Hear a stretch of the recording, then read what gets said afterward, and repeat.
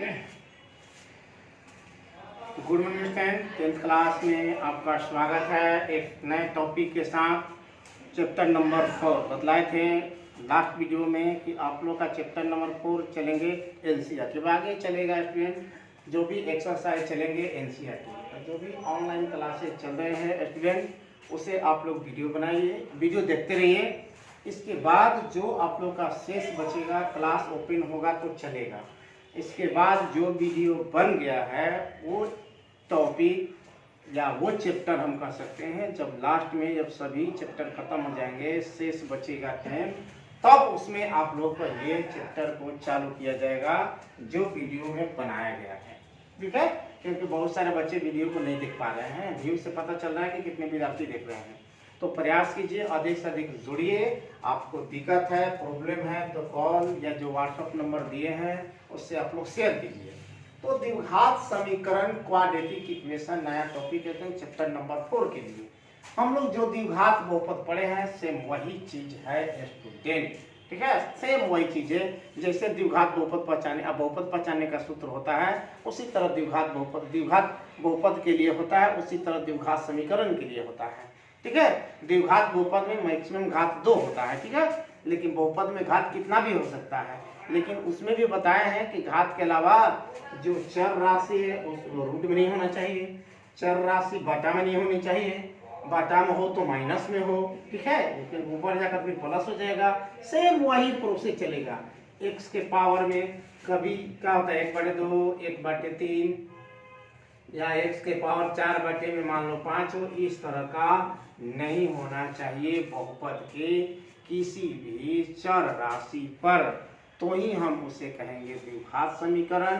द्विघात समीकरण का फॉर्म होता है स्टूडेंट, यहाँ पर लिखा हुआ है ax² + bx + c = 0। अगर इसको हटा देते थे तो आप लोग बताए होंगे कि ये बहुपद हो गया। क्या हो गया?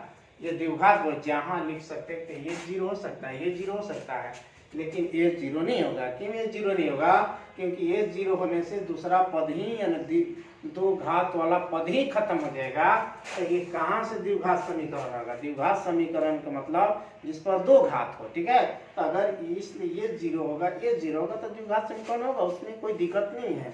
अगर आपको 2x² + 5x + 2 हो तो हम कहेंगे ये द्विघात समीकरण है। क्या कहेंगे कि द्विघात समीकरण तो है, बराबर में 0 है, द्विघात बहुपद है, बराबर 0 कर दिए तो द्विघात समीकरण हो गया। अगर 2x² + 5x 2 को गायब भी कर दिए तो भी ये द्विघात समीकरण है। अगर 2x² 5 को गायब भी कर दिए तो भी द्विघात समीकरण है। 2x² इसको गायब किए +2 को रखे बराबर 0 हुआ तो भी कहेंगे द्विघात समीकरण है। लेकिन स्टूडेंट ये याद रखना, जब भी ये पद गायब हो जाए 5x + 2 ये द्विघात समीकरण नहीं है, एक चर वाले बहुपद हो गया स्टूडेंट, एक चर वाले बहुपद हो गया। रैखिक समीकरण कहेंगे इसे, रैखिक समीकरण। एक चर वाले समीकरण कहेंगे स्टूडेंट, दो घात वाले समीकरण नहीं कर सकते, द्विघात समीकरण नहीं कर सकते हैं। इसके लिए हमें यहाँ पर घात 2 होना चाहिए। अब ये द्विघात समीकरण हो गया है। ठीक है, तो सेम वही चीज है यहाँ पर भी, जो बहुपद पहचानने का तरीका उसमें था उसी तरह, बस इसमें क्या होगा बराबर में 0 होगा और उसमें बराबर में 0 नहीं रहता। बस यही अंतर है द्विघात बहुपद और द्विघात समीकरण में। देखिए सब लिखवाया गया है। ए क्या है x² गुणांक, बी क्या है x का गुणांक, सी क्या है अचर का। ये आपका नया आया d = b² - 4ac। डी को कहते हैं विवेचक या विविधकर कहते हैं। क्या कहते हैं? विवेचक या विविधकर कहते हैं। क्या कहते हैं? विविधकर। ठीक है, विवेचक या विविधकर कहा जाता है। द्विघात बहुपद का दो मूल शून्य होते हैं, शून्य या उसको मूल भी बोला जाता है। द्विघात समीकरण में मूल्य बोला जाता है। तो एक होता है अल्फा, एक होता है बीटा। अल्फा निकालने का फॉर्मूला -b + √d या बाटे 2 है। बीटा निकालने का फॉर्मूला -b या -√d या बाटे 2 है। ठीक है, अगर डायरेक्ट आपको x दिया है निकालना हो तो यहाँ -b, यहाँ +-d बाटे 2 है। उतना लंबा अलग अलग जाने की जरूरत भी नहीं है, डायरेक्ट x का मान निकाल सकते हैं। x का जो मान निकलता है वही x का मान बहुपद का क्या कहलाता है? शून्य कहलाता है। क्या कहलाता है? शून्य कहलाता है, या द्विघात समीकरण में उस शून्य को ही हम मूल बोलते हैं। क्या बोलते हैं? मूल। किसी भी द्विघात समीकरण के दो मूल होते हैं, एक होते हैं अल्फा, एक होता है बीटा। यह आपको फॉर्मूला मिला होगा, alpha plus beta minus b by a, x का गुणांक बाकी एक्स स्क्वायर का गुणांक, alpha into beta c by a. इसके लिए एक और समीकरण मिला होगा स्टूडेंट, द्विघात बहुपद लिखने का सब वही था, खाली बराबर में जीरो नहीं था। बस द्विघात समीकरण निकालने का सूत्र हो गया student x square minus alpha plus beta into x plus alpha into beta बराबर जीरो। तो इस तरह स्टूडेंट समीकरण को दो भाग में बांटा गया, एक शुद्ध समीकरण द्विघात समीकरण कर सकते हैं, एक होता है मिश्रित। क्या होता है? मिश्रित, या बोलते हैं अशुद्ध भी बोलते हैं। क्या बोलते हैं? अशुद्ध। द्विघात समीकरण को दो भागों में बांटा गया, एक होता है शुद्ध द्विघात समीकरण, दूसरा होता है मिश्रित द्विघात समीकरण। शुद्ध द्विघात समीकरण में स्टूडेंट हम क्या करते हैं कि अगर ये रूप में x square plus b x बराबर जीरो ये न रहेगा, देखिए ये समीकरण पे ध्यान दीजिएगा, x square plus b x plus c बराबर जीरो, ये हुआ द्विघात समीकरण। उसमें दो भाग बटेंगे, एक शुद्ध एवं मिश्रित। अगर इस वाले पद को हटा दिया जाए तो ये आपका बचेगा एक्स स्क्वायर प्लस सी बराबर जीरो। तो देखिए एक्स वाला पद अगर न रहे तो शुद्ध, अगर एक्स वाला पद रहे तो अशुद्ध यानी मिश्रित। यानी ऐसे दे दे 5x प्लस 4 बराबर जीरो, ये द्विघात समीकरण तो है, लेकिन कौन है? तो ये है मिश्रित। अगर इसको हटा दिया जाए प्लस 4 ही रहे तो इसको हम कहेंगे स्टूडेंट शुद्ध द्विघात समीकरण। तो बस याद रखिए, अगर x वाला पद हट जाए तो शुद्ध हो गया, अगर x वाला पद उसमें जुड़ जाए तो अशुद्ध हो गया, मिश्रित द्विघात समीकरण हो गया स्टूडेंट। तो बहुत ही आसान चैप्टर है स्टूडेंट, बस थोड़ा सा आप लोग ध्यान देते चलिएगा। ऐसे हम सभी क्वेश्चन को करवाएंगे, लाइन बाय लाइन सभी क्वेश्चन को हम करवा देते हैं। 4.1 का पहला क्वेश्चन है स्टूडेंट, x प्लस 1 का होल स्क्वायर बराबर 2 इंटू एक्स माइनस आपका 3 है। आपको बताना है 4.1 में पहला क्वेश्चन, आपको बताना है कि ये द्विघात समीकरण है कि नहीं है। तो द्विघात समीकरण का जो फॉर्म होता है x square b x plus c बराबर जीरो, इस रूप में पहले लाइए तो ही बताइएगा कि है कि नहीं है। तो इसको फॉर्मूला पर तोड़ दीजिए, तो x square plus 1 square 2 into x into 1 हो गया, इसमें गुना कीजिए 2x माइनस 3 है, 3 दूनी का 6 हो जाएगा स्टूडेंट। अब क्या कीजिए, देखिए एक्स स्क्वायर प्लस हो जाएगा यहाँ पर 2x, इस 2x को यहाँ लाइए प्लस 1, इस 6 को इधर आकर क्या कर लीजिएगा प्लस कर लीजिए, इधर क्या बचेगा जीरो, यानी सभी को एक साइड ला दो, बराबर में जीरो लाओ। ये हो गया आपका एक्स स्क्वायर, ये क्या हो गया यहाँ से कट गया, प्लस में 6 में कितना हुआ 7 बराबर जीरो। तो देखिए तो ये द्विघात समीकरण हुआ कि नहीं हुआ? तो हाँ ये द्विघात समीकरण हुआ। आपको पूछेगा कौन द्विघात समीकरण है? तो शुद्ध द्विघात समीकरण है, एक्स वाला पद इसमें नहीं है। तो इस तरह हम इसमें का बहुत सारे क्वेश्चन को इसी तरह हल करके बतलाएंगे, ठीक है। जैसे इसमें से एक तीसरा क्वेश्चन लेते हैं, पहला का तीसरा लेते हैं। पहला का तीसरा दिया है x minus 2 into x minus 1 x plus 1 sorry x plus 1 बराबर x minus 1 into x plus 3। आपको पूछा है कि द्विघात समीकरण है कि नहीं है। द्विघात समीकरण का फल इसी रूप में रहेगा, एक्स स्क्वायर बी एक्स बराबर जीरो, इससे भी होता है एक्स स्क्वायर सी बराबर जीरो, किसी भी रूप में रह सकता है। शुद्ध अशुद्ध के छांटना हो तो ये वाला पद नहीं रहेगा, बस इतना ही ध्यान रखना है, ठीक है। तो स्टूडेंट इसमें अब क्या करेंगे, इसी से इसमें गुना, एक्स स्क्वायर इसमें गुना करेंगे प्लस एक्स इसमें गुना करेंगे माइनस 2x इसमें गुना करेंगे माइनस 2, उसी तरह इसमें गुना करेंगे, इसमें गुना करेंगे एक्स स्क्वायर इसमें गुना करेंगे प्लस 3x इसमें गुना करेंगे माइनस एक्स इसमें गुना करेंगे माइनस 3। देखिए एक्स स्क्वायर का हो गया कट गया, एक्स, देखिए एक्स में से 2x गया तो माइनस एक्स बचा, -2 बराबर में 2x में 3x में से x घटा तो +2 -3 उठा के इधर लाओ स्टूडेंट, ये 2x आगे इधर माइनस हो जाएगा, -x ये आके -2x, ये -2 +3 बराबर में 0, x और 2x -3x हो गया, 3 में से 2 गया, +1 बराबर 0। देखिए तो x स्क्वायर वाला पद ही गायब है। जब दो घात फैले नहीं है तो कहेंगे कि नहीं है, ये द्विघात समीकरण नहीं है। इस तरह स्टूडेंट इसे हम क्या करेंगे, बनाएंगे। इसमें 8 क्वेश्चन है स्टूडेंट, 8 क्वेश्चन को इसी रूप में तोड़कर बराबर में 0 एक साइड सबको लाइए और चेक कीजिए इस फॉर्म में है तो कहेंगे द्विघात समीकरण है, अगर इस फॉर्म में नहीं है तो द्विघात समीकरण नहीं है। थोड़ा सा द्विघात बहुपद को फिर से देख लीजिएगा। द्विघात बहुपद आप समझ रहे हैं तो द्विघात समीकरण में नमस्कार आना चाहिए, बराबर में 0 रहना चाहिए, बस इतना ही ध्यान रखना चाहिए बस। तो स्टूडेंट इसमें दूसरा क्वेश्चन है, आपका दूसरा क्वेश्चन है कि निम्नलिखित स्थितियों द्वारा द्विघात समीकरण के रूप में बदलिए। द्विघात समीकरण रूप में इस रूप में जो अभी दिए हैं इस रूप में लाकर कहेंगे, इस रूप में लाकर समीकरण को छोड़ देना है। जैसे आपका क्वेश्चन दूसरा की पहला है, कह रहा है कि एक आयताकार भूखंड का क्षेत्रफल दिया है 528 मीटर स्क्वायर। इस तरह स्टूडेंट क्या है, आयताकार भूखंड है, इसका क्षेत्रफल दे दिया है 528 मीटर स्क्वायर दिया है स्टूडेंट। अब कह रहा है क्षेत्रफल की लंबाई मीटर में, चौड़ाई कह रहा है कि लंबाई मीटर में चौड़ाई के दुगने से एक अधिक है। कह रहा है कि जो लंबाई है चौड़ाई के दुगने से एक अधिक है, तो चौड़ाई मानेंगे, माना चौड़ाई बराबर x, तो लंबाई आपका कितना हो गया स्टूडेंट, कह रहा है कि लंबाई दुगने से कितना अधिक कर रहा है, लंबाई दुगने से एक अधिक, तो चौड़ाई से लंबाई कर रहा है कि चौड़ाई के दुगने, चौड़ाई x है, 2 से गुना किए करा एक अधिक प्लस 1 जोड़ दिए, ये हो गया मीटर, ये भी हो गया मीटर। अब प्रश्न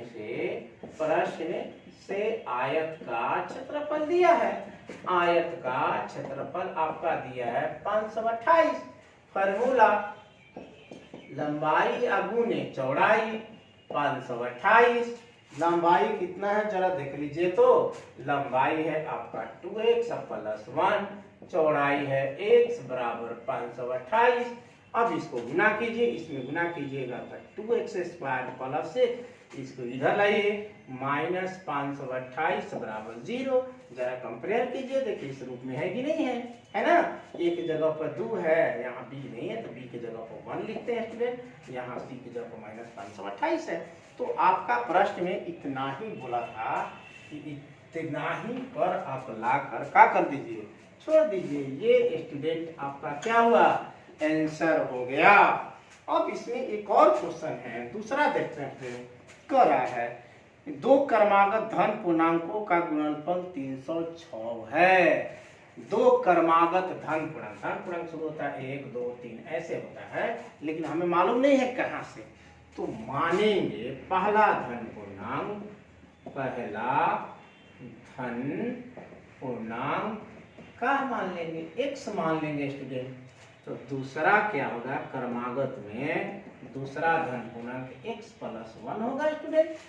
जैसे मान लो तो 2 के बाद 3 आएगा तो 2 + 1 हुआ, मान लो 4 से चालू है तो अगला होगा 4 + 1 यानी 5 होगा, यानी 1 जोड़ते चले जाएंगे, ठीक है। क्रमागत बोलेगा तो सम कहेगा, धन पूर्णांक कहेगा तो सम विषम कहेगा, तो एक सम कहेगा तो भी +2 और विषम कहेगा तो भी +2, याद रखना। तो दो क्रमागत सम कहा तो पहला x दूसरा x + 2, दो क्रमागत विषम कहा तो पहला x दूसरा भी x + 2।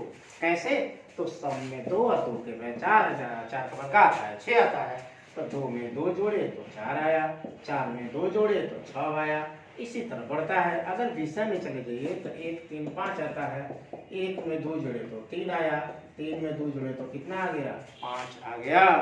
इस तरह स्टूडेंट हम क्या करेंगे, ज्ञात करेंगे। लेकिन यहाँ पर प्रश्न में क्रमागत धन पूर्णांक बोला, क्या बोला है, क्रमागत धनात्मक पूर्णांकों का गुणनफल प्रश्न से करें, इनका गुना x इंटू एक्स प्लस 1 कितना कह रहा है स्टूडेंट?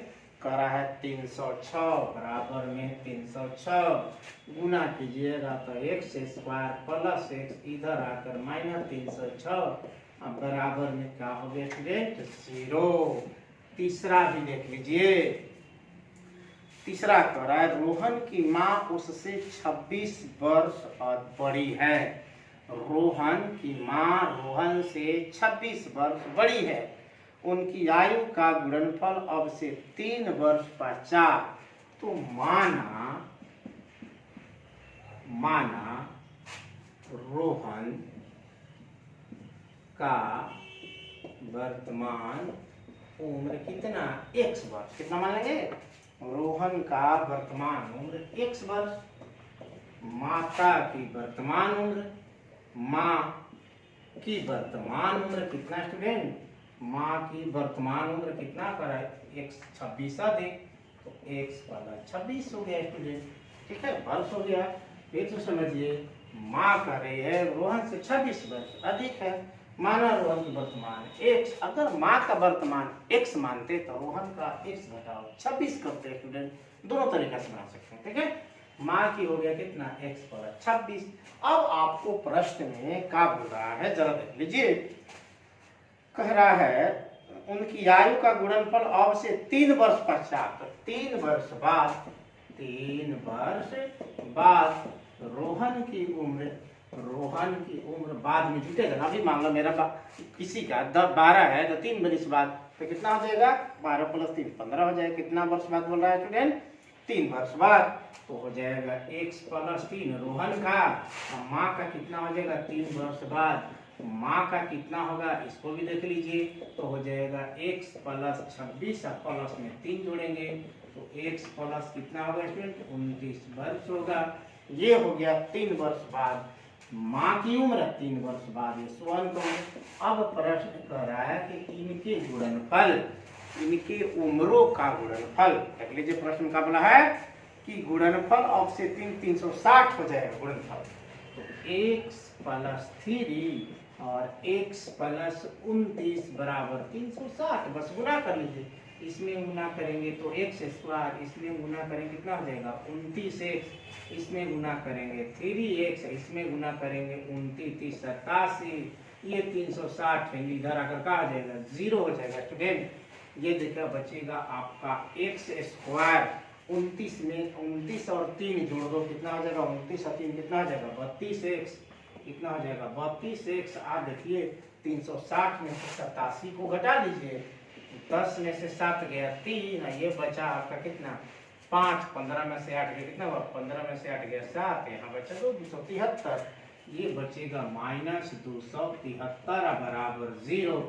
ये स्टूडेंट आपका क्या हो गया? आंसर हो गया।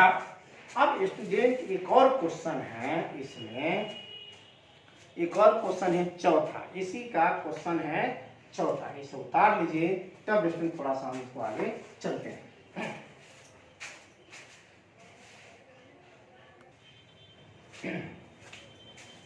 चलिए स्टूडेंट इसी का चौथा क्वेश्चन है। दूसरा का चौथा है स्टूडेंट 4.1 का दूसरा का चौथा है। लास्ट क्वेश्चन है। एक रेलगाड़ी 480 किलोमीटर की दूरी समान चाल से तय करती है। जो रेलगाड़ी है कह रहा है कि एक दूरी 480 किलोमीटर कुल दूरी यानी उसका दूरी उसके पास है 480 किलोमीटर दूरी तय करती है। और कह रहा है कि यदि चाल में 8 किलोमीटर प्रति घंटा कमी कर दी जाए तो वह दूरी तय करने में 3 घंटा अधिक समय लेती है। तो पहले हम मान लें रेलगाड़ी का सामान्य चाल बराबर 1 किलोमीटर प्रति घंटा। दूरी ये है, उसका जब समान चाल से चलेगा तो समय निकाल दीजिए। होता है दूरी या बाकी में चाल। तो दूरी आपका कितना है? तो 480 या चाल कितने सेंटीमीटर? ये आपका घंटा मिल गया। अगर समान चाल से चले कोई गाड़ी, उसको चलना है 480 किलोमीटर, तो उसका कितना समय लगेगा स्टूडेंट? तो 480 बाटे 1। अब कह रहा है कि रेलगाड़ी के सामान्य चाल में कितना 8 किलोमीटर प्रति घंटा कमी हो जाए। तो यदि लिखेंगे यदि सामान्य चाल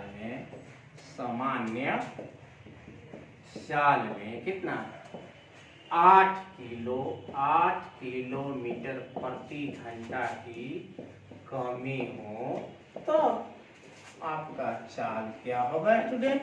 तो रेलगाड़ी की चाल कितना हो जाएगा देख लीजिए। तो पहले x था, अब 8 घट गया किलोमीटर प्रति घंटा। समय निकाल दो इसका, कितना इसका लगा, समय हुआ दूरी बाटे में चाल।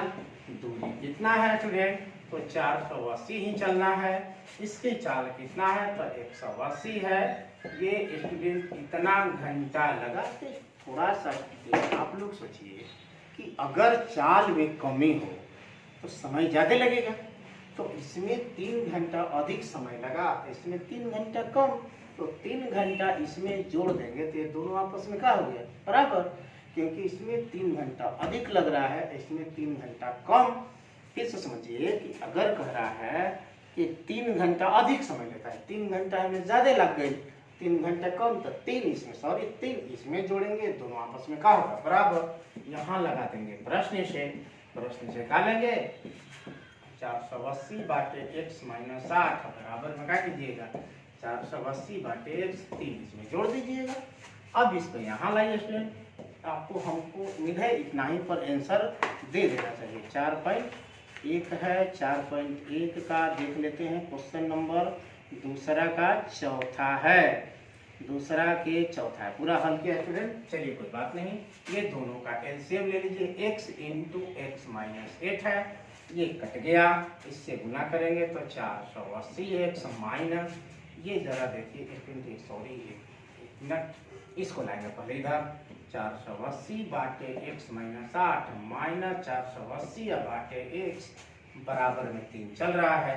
दोनों का एलसीएम लेंगे तो x इंटू एक्स माइनस 8 होगा स्टूडेंट, ये कट गया, x से इसमें गुना 480 x हो गया माइनस x कट गया, इससे इसमें गुना 480 इंटू एक्स माइनस 8 बराबर 3 हो गया स्टूडेंट। अब जरा इसे समझिए कि 480 x हो गया स्टूडेंट, इसमें गुना करेंगे तो माइनस 480 x, इसमें गुना कर दीजिए। तो इसमें सबसे आसान होता कि हम लोग कॉमन ले लेते तो आसान से गुना कर लीजिए, कोई दिक्कत नहीं। माइनस का होगा प्लस होगा स्टूडेंट, ये गुना कीजिए 88 64 के 4, और ये हो जाएगा 8 चौका 32 हुआ, 6 कितना हुआ 38, और ये वो 0 रहेगा। इसको भी गुना कर लीजिए तो बाटा में हो जाएगा आपका x स्क्वायर, इसमें गुना करेंगे माइनस 8x बराबर में 3 चल रहा है स्टूडेंट। अब जरा देखिए 480 x और 480 x तो कट गया, ऊपर में कितना बचा देख लीजिए 38 40 बाटे में ये हो जाएगा x स्क्वायर माइनस 8x बराबर 3, तिरछा तिरछी गुना करेंगे, इसमें गुना करेंगे तो देखिए 3x, पहले देखिए तो 3 से भाग लग रहा है, इसमें 3 एक बार में कटेगा, 3 दूनी का 6 कट जाएगा स्टूडेंट, कट जाएगा। चलिए कोई बात नहीं, यहाँ से ये 3x स्क्वायर और 3 का 24x, एक हो जाएगा 38 40, अब 3 से का दे दीजिए भाग दे दीजिए, 3 से भाग देने पर तो ये हो जाएगा कट जाएगा, x स्क्वायर बचेगा, ये 8x बचेगा, 3 से भाग देंगे एक बार में 3 दूनी का 6 2 बचा तो 24 3 बाटे 24 है, 0 जेम कहते हैं, इसको ला दीजिए इधर x square minus 8x minus 1280 बराबर क्या हो गया 0 हो गया स्टूडेंट। ये हुआ आपका आंसर। तो 4.1 आप लोगों का पहला क्वेश्चन में सिर्फ आपको चेक करना था द्विघात समीकरण है कि नहीं, उसमें भी 2 क्वेश्चन करवाए, और दूसरा में 4 है, चारों क्वेश्चन करवा दिए। अब नेक्स्ट वीडियो में आप लोगों का 4.2 पूरा चैप्टर 4.2 हम बनाएंगे, एक भी क्वेश्चन आप लोग छोड़ेंगे, आपका काम है सिर्फ इसका एग्जाम्पल को देखते रहना। ठीक है, तो आज के वीडियो में इतना ही, देखते हैं next video 4.2 NCERT 10th class.